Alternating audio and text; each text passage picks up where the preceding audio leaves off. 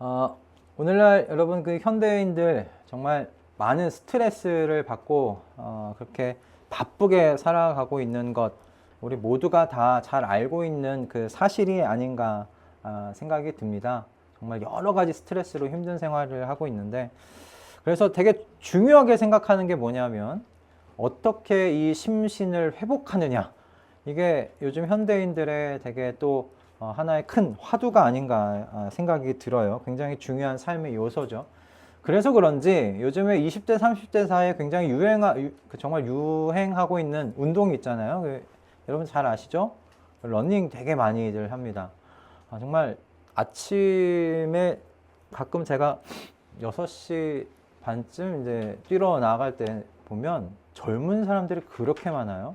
그리고 저녁에도 젊은 사람들이 정말 많더라고요. 그래서 정말 20대, 30대에 유행하고 있는 게 러닝 맞구나라는 생각도 들더라고요.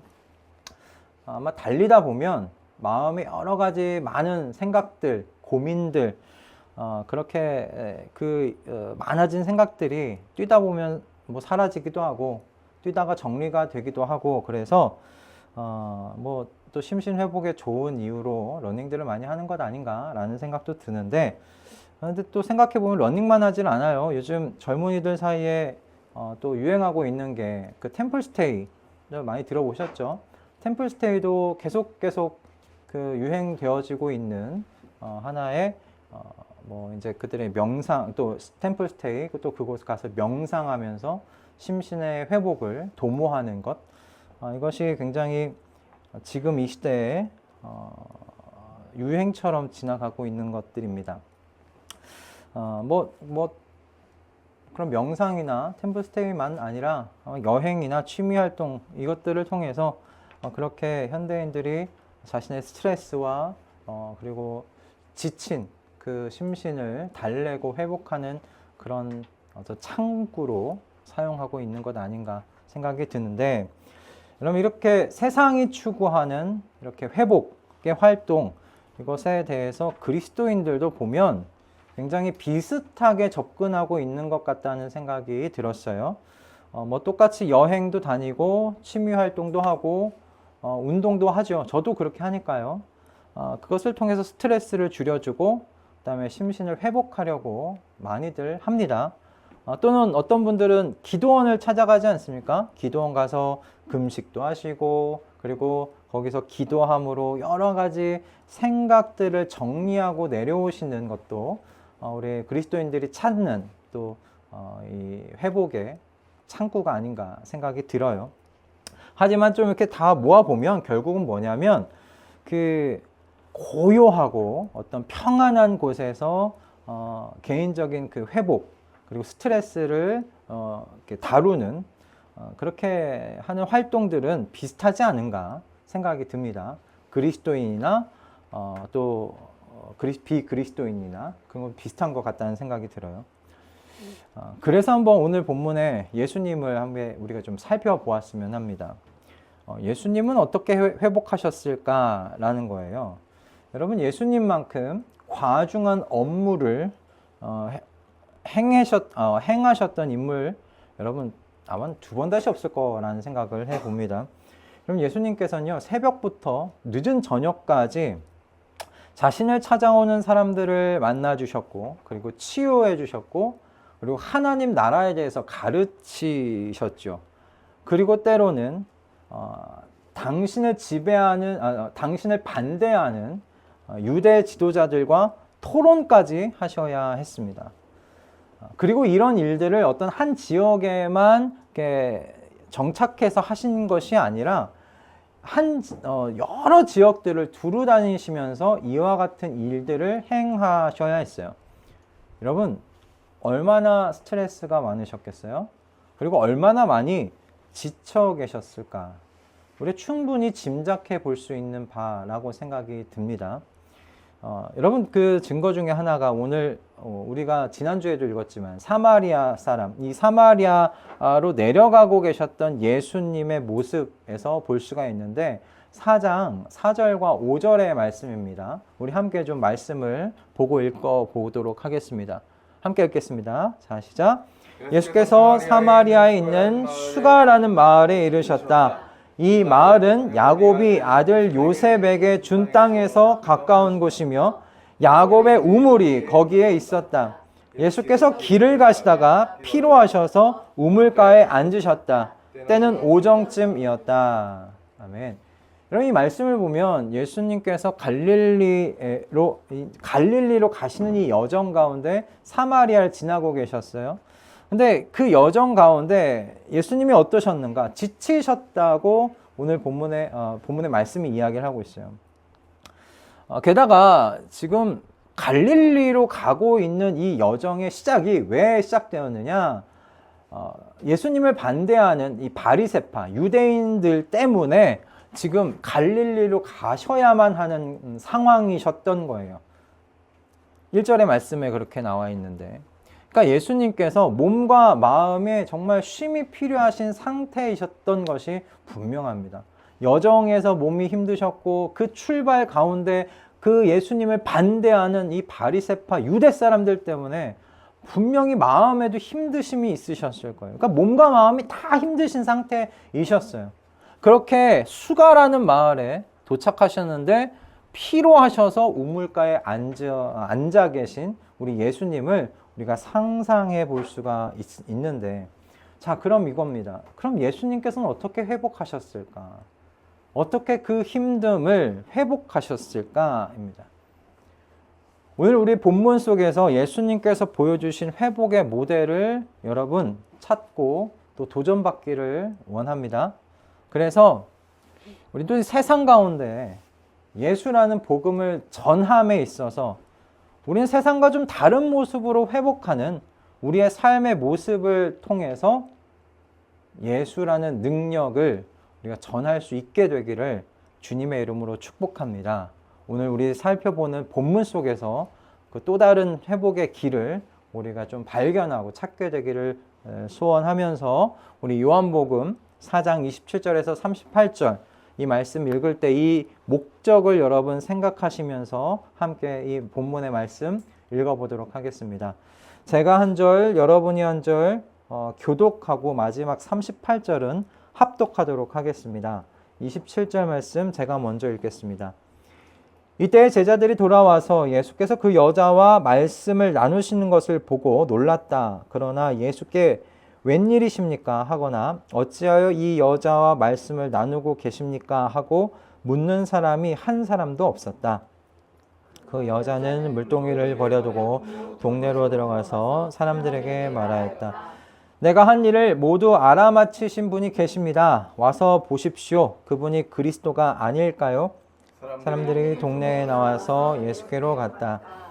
그러는 동안에 제자들이 예수께 랍비님 잡수십시오 하고 권하였다. 그러나 예수께서는 그들에게 말씀하시기를 나에게는 너희가 알지 못하는 먹을 양식이 있다 하셨다. 제자들은 누가 잡수실 것을 가져다 드렸을까 하고 서로 말하였다. 예수께서 그들에게 말씀하셨다. 나의 양식은 나를 보내신 분의 뜻을 행하고 그분의 일을 이루는 것이다. 너희는 넉 달이 지나야 추수 때가 된다고 하지 않느냐? 그러나 나는 너희에게 말한다. 눈을 들어서 밭을 보아라. 이미 곡식이 익어서 거둘 때가 되었다. 추수하는 사람은 품삯을 받으며 영생에 이르는 열매를 거두어들인다. 그리하면 씨를 뿌리는 사람과 추수하는 사람이 함께 기뻐할 것이다. 그러므로 한 사람은 심고 한 사람은 거둔다는 말이 옳다. 함께 읽겠습니다. 나는 너희를 보내서 너희가 수고하지 않은 것을 거두게 하였다. 수고는 남들이 하였는데 너희는 그들의 수고의 결실에 참여하게 된 것이다. 아멘. 우리가 오늘 지금 읽은 말씀을 보시면 예수님께서 사마리아 여인과 이제 대화를 하시던 중에 제자들이 이 수가라는 마을에서 이게 돌아온 것을 보게 됩니다. 먹을 것을 그 마을에서 사가지고 돌아온 것인데 때가 이제 정오 12시쯤 된 거예요. 점심을 해결해야 할 시간이 됐기도 했고 해가 너무 뜨거워서 이동하기도 쉽지 않았던 그런 시간대였습니다. 그런데 이때 한 장면이 이렇게 참 재밌는 장면이 있어요. 사마리아 여인과 제자들이 서로 이제 엇갈리고 있는 장면입니다. 사마리아 여인은 어떻게 지금 마을로 다시 돌아가고 있습니까? 말씀을 보면 물동이를 버려두고 그의 마을로, 그녀가 있었던 동네로 지금 돌아가고 있는 걸 보게 돼요. 돌아가서 내가 메시아를 만난 것 같다고, 내가 과거에 했던 일을 다 나에게 말해주고 알고 계시는 것을 보니 이분이 메시아가 아닐까요? 그렇게 그가 만난, 그 여인이 만난 예수 그리스도에 대해서 지금 증언하는 모습을 보게 됩니다. 그런데 예수님과 함께 지내왔던 제자들은 동네에서 예수님에 대해 뭐 가르치거나 예수님에 대해서 전하지 않았어요. 동네에 오직 먹을 것만을 사가지고 그 동네에서 나와 예수님에게 돌아온 이 제자들과 사마리아 여인이 지금 서로 엇갈리고 있는 장면이 연출되고 있습니다. 예수님의 교육을 어떤 의미에선 대화를 통해 참 목마르지 않는 영원한 샘물 되신 예수 그리스도를 알게 된 사마리아 여인이 마을로 돌아가고 있고, 이제 양식이라는 주제로 가르침을 받아야 할 제자들이 지금 예수님께 등장하고 있는 그 같은 장면들이 지금 이어져 있는 것을 보게 됩니다. 그러니까 제자들이 사온 것을 예수님께서 이제 예수님께 드릴 걸 제자들이 권했잖아요. 근데 예수님께서 제자들이 준비해온 음식을 가지고 이제 대화를 시작하는 것을 보게 됩니다. 그죠? 여인과는 뭘 가지고 뭘로 지금 이야기를 나눴습니까? 예수님께서? 물, 그죠? 물을 가지고 예수님께서는 대화를 시작하시더니 이제는 제자들이 준비해온 음식을 가지고 지금 대화를 하시는 것을 시작하시려고 하시는 것을 보게 됩니다. 여러분 이거 보시면서 또 도전을 좀 받으셨으면 좋겠어요. 저는 이게 도전이 되더라고요. 예수님께서 어떻게 이렇게 쉽게 우리 주변에서 매일같이 보게 되는 것들을 가지고 심오한 하나님의 나라와 영원한 생명에 대해서 이렇게 가르치실 수 있으실까? 그런 지혜를 나도 갖고 싶다는 그런 도전이 이 말씀을 보면서 이렇게 되더라고요. 이런 도전이 여러분 모두에게 있기를 바랍니다. 이런 지혜를 달라고 기도하실 수 있기를 바랍니다. 아무튼 예수님께서는 제자들이 이제 준비해온 이 음식을 가지고요, 이제 제자들에게 없는 뭔가를 가르치기 시작하세요. 제자들에게 없는 걸 가르치세요. 제자들이 음식을 권하자 예수님께서 뭐라고 말씀하셨습니까? 본문 말씀 보시면 뭐라고 하셨습니까? 나에게는 너희가 알지 못하는 먹을 양식이 있다라고 대답하셨어요. 그죠? 예수님은 나에게 너희가 알지 못할 먹을 양식이 있다고 그렇게 말씀하십니다. 제자들은 사마리아 여인이 이제 물 가지고 이야기했던 것과 같이 이 제자들이 오해를 합니다. 자신들이 없는 사이에 누가 예수님에게 먹을 거 주셨나? 먹을 거 가져다 주셨나? 그렇게 그 상황을 오해를 했어요. 그런데 예수님께서는 뭘 말씀하시려고 하셨던 거예요? 예수님께서 다른 차원의 양식이 나에겐 있다는 것을 지금 가르치시려고 말씀하신 거잖아요. 다른 차원의 난 양식이 있다. 너희가 모르는 다른 차원의 또 다른 양식이 있다는 거예요. 예수님과 함께 다녔어도 지금의 제자들이 알지 못하는 다른 차원의 양식. 근데 이제 너희가 이제는 좀 알아야 되겠어. 라는 그런 가르침 말씀이 아닐까 싶어요. 여러분 예수님이 말씀하시는 이 양식이 뭘까요? 예수님이 말씀하시는 이 다른 차원의 양식. 이게 뭘까? 여러분 마태복음 4장 3절과 4절의 말씀을 우리 함께 좀 보시면 이게 뭔가에 대한 힌트를 좀 얻을 수 있게 됩니다. 마태복음 4장 3절과 4절 말씀입니다. 우리 함께 좀 읽어볼까요? 자, 시작. 그런데 3절과 4절입니다. 앞에 없나요? 네. 자, 함께 읽겠습니다. 자, 시작. 그런데 시험하는 자가 와서 예수께 말하였다. 내가 하나님의 아들이거든 이 돌들에게 빵이 되라고 말해 보아라. 예수께서 대답하셨다. 성경에 기록하기를 사람이 빵으로만 살 것이 아니라 하나님의 입에서 나오는 모든 말씀으로 살 것이다 하였다. 아멘. 말씀 계속 좀 띄워주세요. 자, 이 말씀 여러분 잘 알고 계시죠? 사탄이 예수님께 찾아와서 시험했던 말씀입니다. 40일 동안 예수님께서 금식하면서 광야에서 기도하셨어요. 얼마나 줄이고 또 얼마나 지치셨겠어요. 그래서 이 허기지고 지친 이 예수님에게 사탄이 찾아와서 야, 돌들로 빵 만들 수 있잖아. 돌들로 빵 만들어서 먹어. 그래서 그 허기진 거, 그 지친 거 빨리 회복해 라고 사탄이 이야기를 합니다. 이 사탄의 유혹을 예수님께서 이제 신명기 말씀이에요. 이 신명기의 말씀을 가지고 이기시죠. 물리치십니다. 사람이 빵으로만 살 것이 아니라, 이거 너무 유명한 말씀이에요. 하나님의 입에서 나오는 모든 말씀으로 살 것이다. 아멘. 여러분, 이걸 보면 예수님께서 이때 광야 시절이나 지금 현재 이 사마리아 이 우물가에서나 지금 동일한 원리와 원칙을 가지고 지금 적용하고 계시다는 것을 우리가 알 수 있어요. 여러분, 하나님의 입에서 나오는 모든 말씀으로 산다. 이게 무슨 의미일까요? 하나님의 입에서 나오는 모든 말씀은 뭘로 우리가 생각할 수 있을까? 여러분, 우리가 하나님의 뜻이라고 우리가 좀 압축해서 생각해 볼 수 있지 않겠습니까? 하나님의 입에서 나오는 모든 말씀은 바로 하나님의 뜻이시죠. 그죠? 하나님이 이루시고자 하시는 하나님의 뜻이라고, 하나님의 계획이라고 우리가 생각할 수 있을 것 같아요. 하나님의 입에서 나오는 모든 말씀, 그 하나님의 뜻. 그렇다면 산다는 것은 여러분 무슨 의미겠어요? 산다. 말씀으로 살 것이다 라고 했잖아요. 산다는 게 뭐예요? 말씀을 공부하는 건가요? 말씀을 생각하면서 살아가는 걸까요? 산다는 게 뭘까요? 말씀으로 산대요. 입에서 나오는 모든 말씀으로 산대요. 오늘 본문 34절에서 예수님께서 이렇게 제자들에게 설명하세요. 오늘 본문 34절 말씀입니다. 34절 한번 좀 띄워주시겠어요? 오늘 본문 34절의 말씀을 보면 이렇게 예수님께서 제자들에게 말씀하십니다. 같이 읽어보겠습니다. 시작. 예수께서 그들에게 말씀하셨다. 나의 양식은 나를 보내신 분의 뜻을 행하고 그분의 일을 이루는 것이다. 아멘. 여러분, 그럼 산다라는 게 무슨 뜻 같아요? 하나님의 뜻에 대한 순종이에요.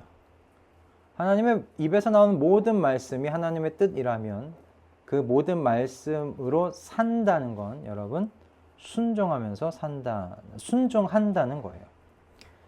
이런 사람이 그러므로 빵으로만 원기를 회복하면서 사는 게 아니라는 거예요. 빵으로만. 빵이 없으면 안 돼. 빵 없이 살 수 있다는 얘기가 아니에요. 그죠? 사람이 빵으로만 사는 게 아니라는 거예요. 또한 뭘로 산다는 거예요? 사람이 지친 육신과 정신을 회복하는 또 다른 양식이 있대요. 그게 뭐냐? 하나님의 모든 뜻에 대한 순종이라고 이야기하고 계세요. 가르치고 계세요. 그러니까 이렇게 생각할 수 있어요, 여러분. 내 양식, 나의 양식, 나의 몸과 정신을 회복하게 하는 것은 나를 보내신 분의 뜻을 행하고 그분의 일을 이루는 게 내 몸과 정신을 회복하는 또 다른 양식이야 라는 거예요. 이게 예수님께서 제자들에게 가르치고 있는 바예요. 여러분, 사람이요, 먹는 음식만, 운동하고 명상하고 내 안에 있는 여러 가지 생각들을 그 여러 가지 다른 세상에서 이야기하는 방식으로만 여러분 해결하면서 사는 것이 아니라는 겁니다. 그걸로 완벽하게 회복되지 않습니다, 사람이. 사람이란 존재가 진정 완벽하게 회복되는 것에 대하여 예수님께서 말씀하세요. 아니, 사람은 빵으로만 그렇게 회복되는 존재가 아니라 하나님께서 주신 그 하나님의 뜻, 하나님의 입에서 나온 그 모든 말씀에 대하여 순종하면서 살 때 오는 그 에너지로 그 몸과 마음이 완벽하게 회복된다는 것에 대해서 지금 가르치고 계시는 거예요. 여러분, 예수님께서 분명 사마리아 이 수가라는 마을에 도착하셨을 때 피곤하신 상태이셨어요. 피로하셔서 우물가에 앉으셨다고 이야기하고 계세요. 그런데 이렇게 피로하신 예수님께서요, 정오에 우물가에 혼자 물을 기르러 나온 이 사마리아 여인을 만나세요. 그곳에서 예수님께서 지난주에 말씀드린 것과 같이 인종과 성과 사회적인 장벽을 모두 넘어서서 이 한 영혼을 구원하세요. 여러분, 그 대화 중에 예수님이 물 마시는 장면이 끼어 있나요? 피곤하고 아마 목마르셨을 법도 한데 물 드신 장면이 없어요. 오롯이 이 한 여인에게 집중하고 계시는 예수님의 모습이 지난주에 우리가 함께 나왔던 그 말씀에 나타나 있지 않습니까?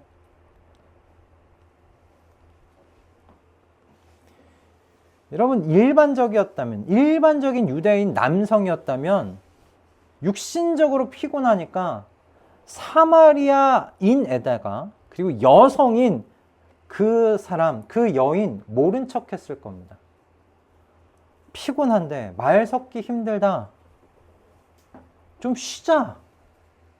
그렇게 우물가에 그냥 앉아서 제자들이 가져올 음식을 기다렸을지도 모르겠어요. 그런데 예수님께서는 그렇게 하지 않으셨어요.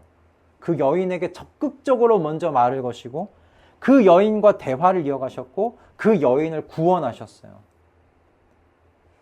피곤하셨는데, 육신으로 지쳐 계셨는데 그 일을 행하셨어요. 예수님이 수고하셨어요. 여러분, 우리가 처음에 이 6절 말씀을 보면 예수님께서 피로하시다라는 말씀이 있어요. 근데 그 피로하셔서라는 이 말씀의 원문이 뭐냐면 케코피아코스라고 합니다. 근데 이 케코피아코스라는 이 말의 뜻이 먼저 피로하시다는 것이 아니라 수고했다라는 의미를 갖고 있어요. 수고했다. 그러니까 예수님께서요, 갈릴리로 가시는 그 여정이 단순히 걸어가면서 여행하셔서 지치셨다는 그런 의미가 아니에요. 여기서 우물가에 앉으셔서 피로하셨다는 건 뭐냐면 하나님의 뜻을 이루시기 위해서 적극적으로 수고하고 노력하셨던 상태였다라는 그런 의미예요. 하나님의 뜻을 이루시는 수고와 노력을 아끼지 않고 계셨던 예수님의 모습이에요. 이게 우물가에 앉아 계시던 예수님의 모습이에요. 여러분, 예수님께서 바로 이게 너희가 모르는 내 양식이라고 말씀하시는 거예요. 너희가 아직은 모르는 그 양식.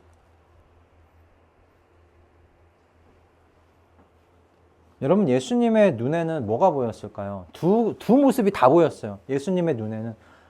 바로 지금 목이 마르게 하는 물을 길르러 왔던 물동이는 이제 뒤로 버려두고 영원히 목마르지 않을 생수를 만난 그 기쁨 때문에 마을을 향해 달려가는 사마리아 여인의 뒷모습이 예수님의 눈엔 보였을 거고, 저 마을에서 이제 먹을 것 하나 들고 오고 있는 제자들의 모습이 같이 보였을 거예요. 그죠? 예수님을 증거하려고 마을로 뛰어간 여인, 그 여인을 통해서 그 마을이 어떻게 됐어요? 추수할 영혼들로 가득한 그 마을의 상태가 됐어요. 아마 예수님은 그걸 또 보셨을 거예요. 이렇게 잃어버린 자를 구원하시면서 자신을 이 땅에 보내신 하나님의 뜻을 이루시는데 기쁨과 만족이 예수님의 진짜 양식이 되었을 거예요. 지침이 회복되는 그 사명을 따라 사는 것에 대한 기쁨, 그거로 인한 그 회복, 다른 차원의 그 회복을 예수님께서는 지금 우리에게 보여주고 계세요.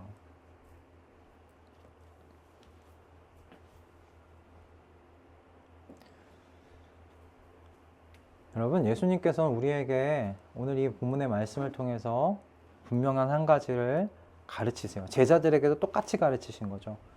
사람은 먹는 것으로만 회복되는 존재가 아니다. 특히나 원래 하나님께서 창조하셨던 그 모습을 하나님 안에서 회복한 저와 여러분, 그리스도인들은 여러분 더더욱 그렇다라는 거예요. 사람에게는 세상이 제시하는 회복의 요건들 분명히 필요합니다. 여러분 잠 자야죠. 여러분 잘 쉬셔야 돼요. 운동도 하고 명상도 할 수 있어요. 그렇게 우리가 회복되는 있어요. 그것이 필요해요. 하지만 사람은 그렇게 빵으로만 살지 않는 존재다. 나를 보내신 분의 뜻을 행하고 그분의 일을 이루려는 그 수고와 노력이 가져다 주는 다른 차원의 회복이 있다는 거예요. 그것이 서로 어우러질 때 사람이란 존재는 충만하게 회복된다는 거예요. 여러분 세상이 알려주는 방식으로 회복해 보세요. 몸이 좀 회복되는 것 같아요. 근데 여러분 하루 그게 얼마나 가세요? 한 12시간 가세요? 12시간도 안 가요.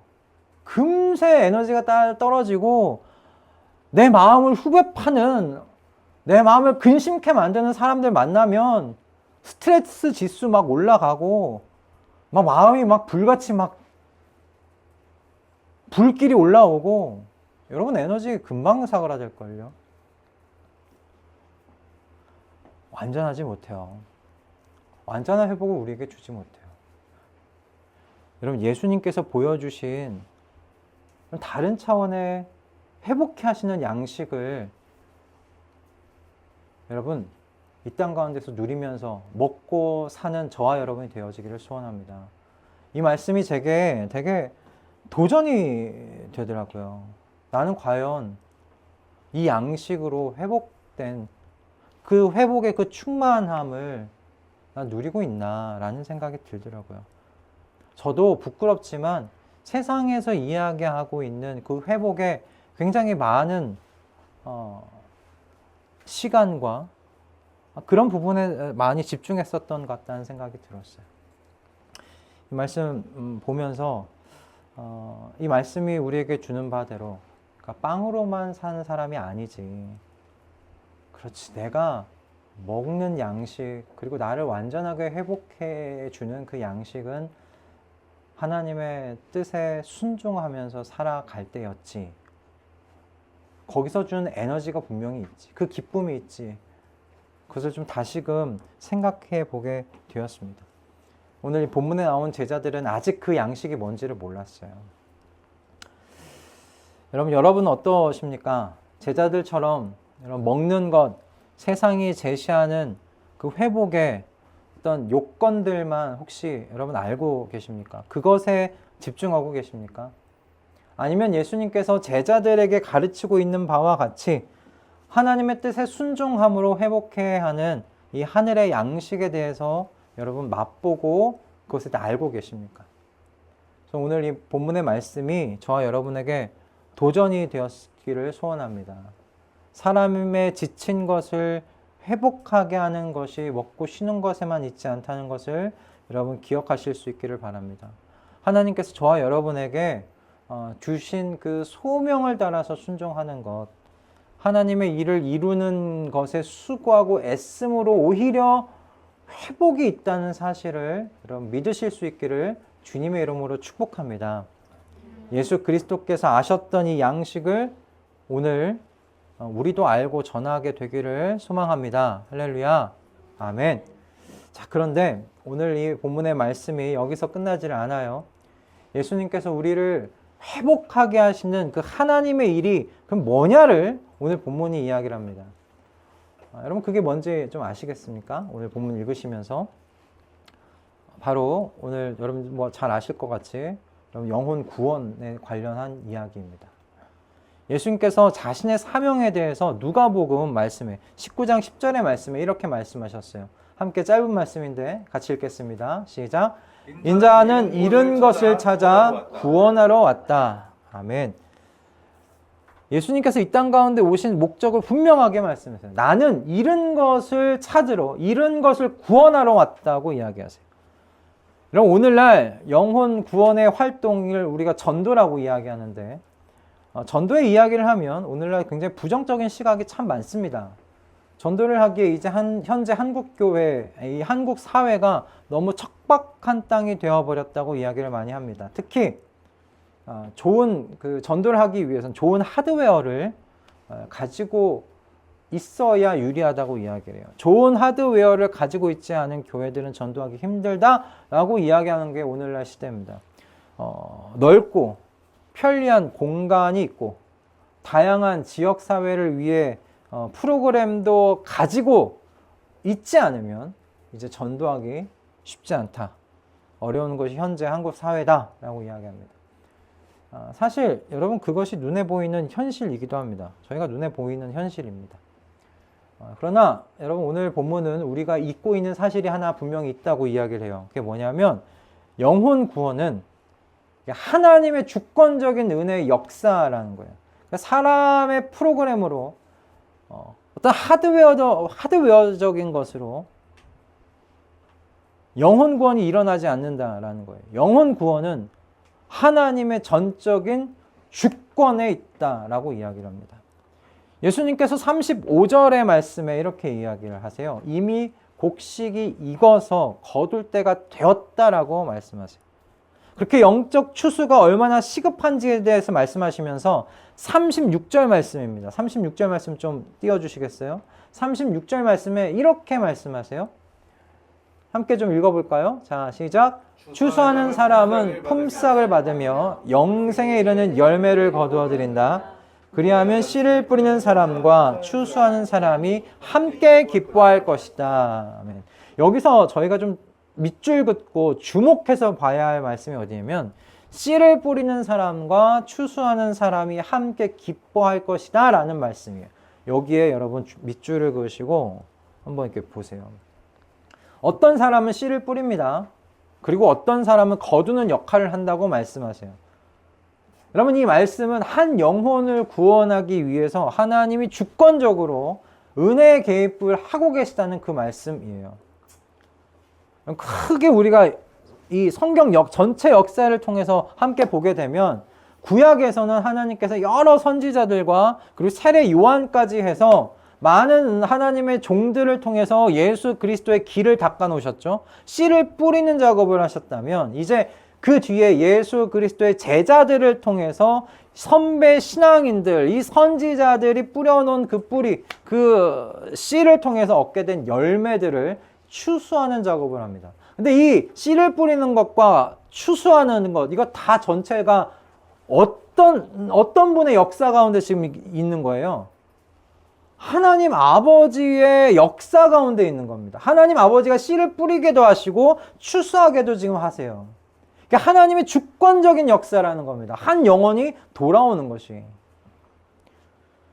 오늘 말씀만 봐도 여러분 그렇습니다. 예수님께서 한 여인, 사마리아 여인과 물 가지고, 그죠? 생명수, 물 가지고 대화를 하고 사마리아 여인을 구원하시는 것을 보게 됩니다. 근데 이 사마리아 여인이 메시아이신 이 예수님을 발견하고 어떻게 했어요? 자기만 알았어요? 아니면 마을로 가서 내가 메시아를 만난 것 같다고 이야기를 합니까? 메시아를 만난 것 같다고 이야기하면서 예수님께로 마을 사람들을 데리고 옵니다. 그 누가 뿌린 씨예요? 사마리아 여인과 누가 대화했어요? 예수님이 하셨어요. 예수님이 뿌린 씨예요. 근데 예수님께서 이렇게 말씀하세요. 예수님께서 뿌린 씨인데 제자들도 함께 이제 이 사마리아 수가 이 마을에 있는 공동체 사람들 영혼 구원하는 그 추수의 기쁨 너희도 이제 동참한다 라고 말씀하시는 거예요. 뿌리기는 예수님이 뿌리셨는데 추수하는 기쁨을 제자들이 함께 누려요.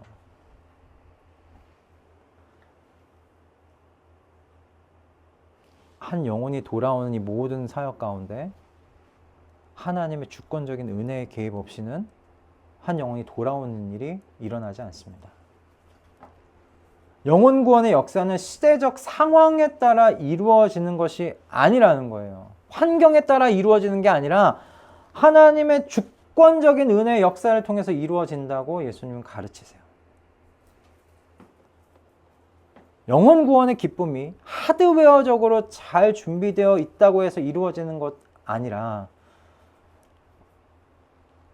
하나님께서 은혜로 개입해 주셔서 이루어진다는 것을 말씀하십니다. 그래서 오히려 하나님께서 저와 여러분에게 권하세요. 나와 함께 좀 기뻐하자. 권하세요.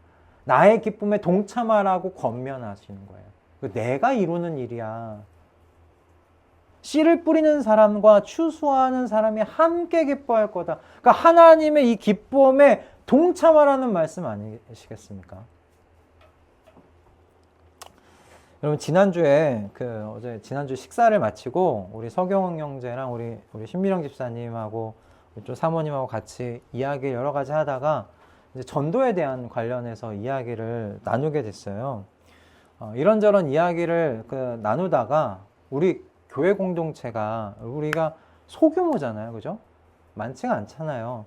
우리 소규모인 우리 공동체의 장점을 좀 적극적으로 활용할 수 있는 방안에 대해서 이야기를 자연스럽게 하게 됐어요.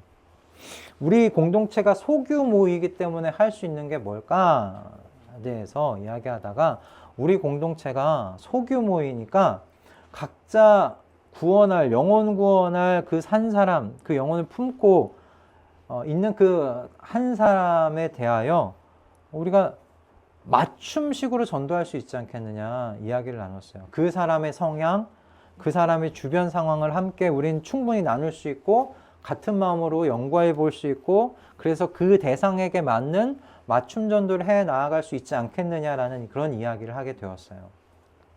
그래서 예를 들면 이런 겁니다. 우리 사모님이 품고 있는 전도 대상이 한 명이 있어요. 그런데 그 대상이 교회 예배당에 굉장히 낯선 사람이에요. 교회 예배당까지 오는 게 너무 힘든 사람인 거죠. 그리고 이 공간에 왔다고 해도 이렇게 좀 쉽게 친해지지 못하는 사람이 있잖아요. 우리 다 낯선 사람이잖아요. 그 사람한테는 우리가 다 낯선 사람이라 더더욱 오기 힘든다는 거예요. 그래서 이 전도 대상이 좋아하는 장소와 그리고 방법으로 한번 다가가 보자 이야기를 나눴고요. 그래서 마침 저희 수련회가 생각이 났어요. 저희 수련회가 그래서 10월 25, 26일에 하는데 이 수련회를 그 맞춤의 전도의 시간으로 좀 활용해 보면 어떻겠나라는 그런 이야기를 했고 그래서 수련회 장소를 어디로 잡았냐? 여러분 놀라지 마십시오. 상주로 잡았습니다. 상주로 갈 겁니다. 상주에서 여러분 우리가 그 야외에서 같이 좀 활동을 하고 전도 대상자 그리고 또 주변에 있는 사람들도 있을 것 같아요. 그래서 우리 교인들이 서로 가까워지는 그런 좀 시간을 가져보려고 합니다. 그래서 자연스럽게 그곳에서 또 어색하지 않도록 토요일 주일이기 때문에 주일 예배도 좀 드릴 수 있으면 드려서 함께 그런 시간을 좀 가져보고자 라는 생각을 하게 되었어요. 그래서 여러분들의 기도가 필요합니다. 한 마음으로 같이 기도하시고 그 시간을 정말 지혜롭게 잘 준비할 수 있도록 여러분 마음을 좀 모아주셨으면 좋겠습니다. 여러분 이렇게 우리 각자가 품고 있는 전도 대상의 성향과 상황에 맞춰서 우리가 좀 전도의 특공대들이 되어보자 그런 이야기를 이렇게 나누게 되었어요. 우리가 뭐 공간을 가지고 있는 건 아니잖아요. 맨날 여기서 예배 드릴 필요는 없잖아요. 그렇게 찾아가서 우리가 그곳에서 예배를 드릴 수도 있는 거라고 생각이 들어요. 공간을 가지고 있는 게 아니니 어디든 쉽게 갈 수 있고 어디에서든 예배 드릴 수 있지 않겠어요? 한 영혼을 구원하기 위해서 특공대처럼 움직이는 우리 교회 공동체가 되어보자 라는 이야기를 좀 함께 나누었었습니다. 그래서 좀 우리가 좀 오늘 이 본문의 설교를 준비하면서 그런 마음이 들더라고요. 예수님께서 경험하시고 그 누리셨던 이 참 회복을 우리 성도님들도 함께 누려보았으면 좋겠다. 예수님께서 그렇게 기뻐하시면서 하여서 피곤하셨음에도 불구하고 회복되는 그 예수님의 모습을 우리가 도전받았으면 좋겠다. 그런 마음이 들었습니다. 여러분, 말씀을 좀 정리하도록 하겠습니다. 우리가 앞에서 말씀드린 대로 세상은 예수님께서 회복하실 때 드신 이 다른 양식에 대해서 모릅니다. 세상은 모릅니다. 세상이 이야기하는 것은 육신의 회복을 위한 쉼, 명상, 취미, 여행, 운동과 같은 것들을 우리에게 이야기합니다. 그래야 회복할 수 있다고 이야기합니다. 즉 빵으로만 사는 것에 대하여 알고 있는 것이 여러분 세상입니다. 그러나 저와 여러분은 빵으로만 사는 세상, 그렇게만 알고 있는 사람들이 아니에요. 하나님의 입에서 나오는 모든 말씀으로 산다는 것을 또한 우리는 아는 사람들 된 줄 믿습니다. 우리는 하나님의 모든 뜻에 순종함으로 얻는 그 역동적인 에너지가 있다는 것을 아는 사람들 된 줄로 믿습니다.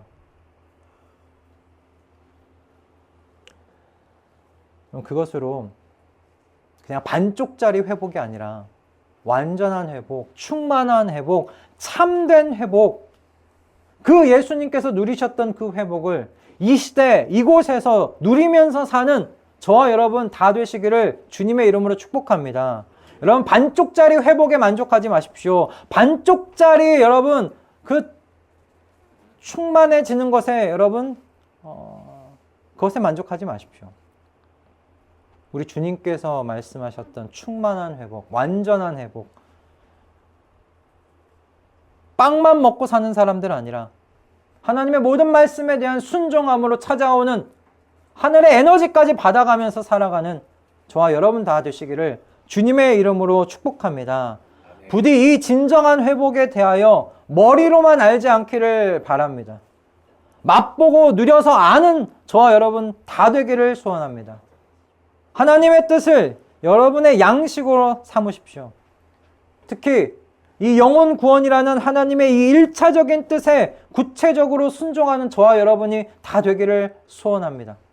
우리 정말 한 마음으로 좀 모아져서 이 영혼 구원을 위하여 우리 이 작은 교회가 특공대처럼 움직여 나아가는, 그렇게 한 마음으로 한 뜻으로 움직여 나아가는, 한 몸으로서 움직여 나아가는 우리 수서 동행교회 다 되어지기를 주님의 이름으로 축복합니다.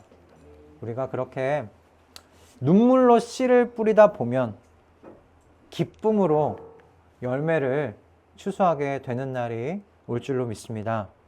우리 그렇게 눈물로 힘들지만 졸린 눈을 비비며 이렇게 이른 아침 씨를 뿌린 농부와 같이 우리 그렇게 씨를 뿌려서 열매를 기대해 볼 수 있게 되는 저와 여러분 다 되어질 수 있기를 이 시간 주님의 이름으로 축복합니다. 아멘.